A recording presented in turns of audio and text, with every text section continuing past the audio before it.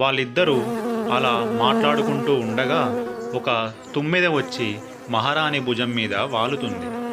ఆ తుమ్మెద మహారాణి భుజం మీద వాలడంతో తన కత్తిసాము ప్రావీణ్యాన్ని మహారాణి ముందు ప్రదర్శించడానికి మంచి అవకాశం దొరికిందని మహారాజు ఆ తుమ్మెదను తన కత్తితో 2 ముక్కలు చేస్తాడు.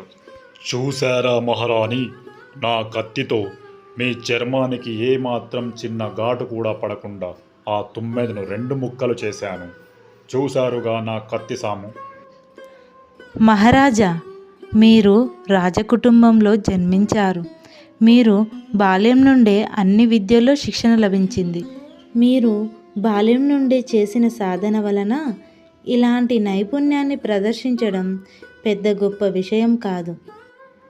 పైగా ఇలాంటి విషయాల మీద మీరు గర్వాన్ని ప్రదర్శిస్తే అది మీ పేరు ప్రతిష్టలకు భంగం కలిగిస్తుంది.